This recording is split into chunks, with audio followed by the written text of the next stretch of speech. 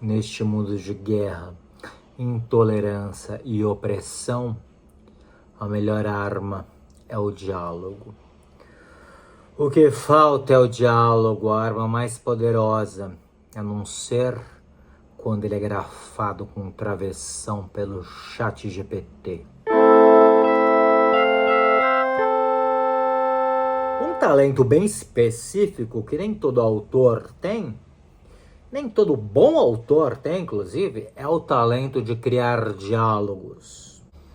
Porque às vezes o autor tem uma voz muito forte, como narrador, mas ele só tem essa voz, né? A única voz que ele tem. Para criar diálogo, você tem que ter vozes distintas. Para cada personagem, uma voz. Não dá para colocar todos os personagens falando da mesma forma.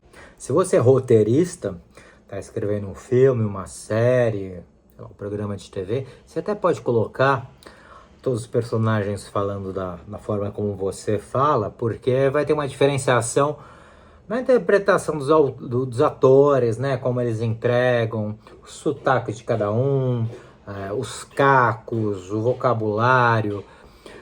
Isso já gera uma diferenciação de cada personagem. Nos livros, você tem que deixar essa sonoridade já explícita por escrito. Por isso que nem sempre todo roteirista é um bom escritor de diálogos em livro. O diálogo pode ser registrado por travessão, entre aspas, que vem muito do inglês, né? Uma herança que eu tenho como tradutor, o mesmo itálico. Isso não importa tanto. O que importa é como você dá cada voz. Você pode fazer como você preferir. Eu encontro muito problema de diálogo em leitura crítica. Eu vou colocar aqui os principais. O principal é isso que eu acabei de falar, das vozes muito parecidas. Todos os personagens falarem igual e falarem igual ao narrador. Outro problema muito comum são os diálogos expositivos. Os personagens passando informações que o leitor precisa saber, mas que eles mesmos não colocariam em palavras ou eles não falariam para outros personagens da maneira que eles estão falando. Sei lá, por exemplo, um marido falando para a mulher: nossa, você lembra quando a gente se casou? Você estava tão bonita com aquele seu vestido branco, com pérolas.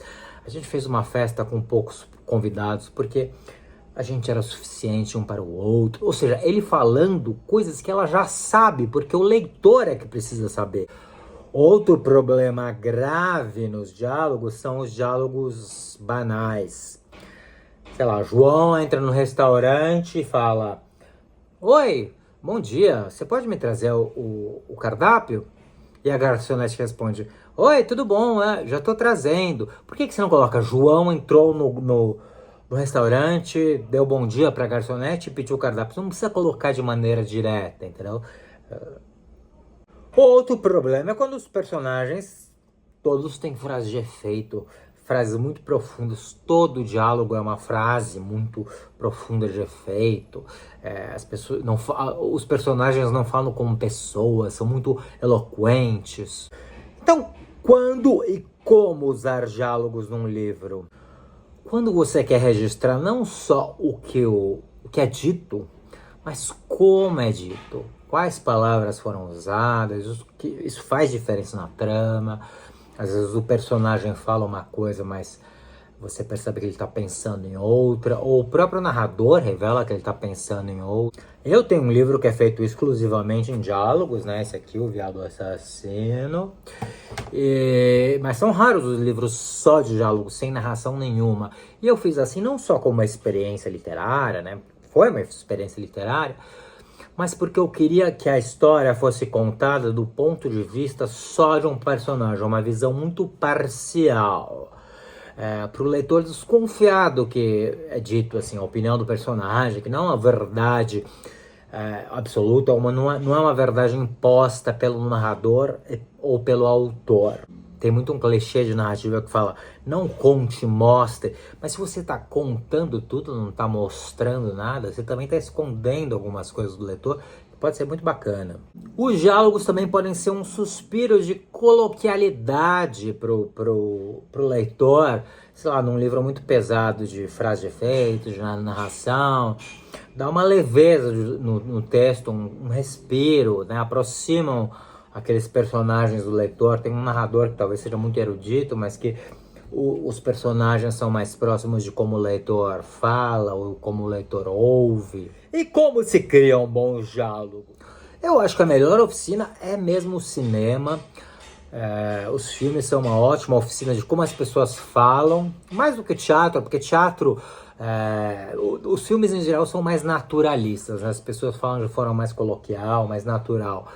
No teatro as pessoas falam de forma mais teatral. Mas outra oficina prática para se escrever diálogos hoje em dia, que todo mundo tem, são as mensagens de texto, né? Os chats, as conversas por internet, que antigamente eram todas all type, né? Tudo era feito por escrito. Hoje em dia tem muita mensagem de voz. É por isso que eu falo, não me mande áudio, me mande mensagem. Eu falo isso para o seu bem, para você aprender a escrever diálogos consistentes. Mas você também pode treinar escrever diálogos escrevendo comentários aqui embaixo, aqui no meu texto, e deixando um joinha, se inscrevendo e ativando o seu sininho por mim.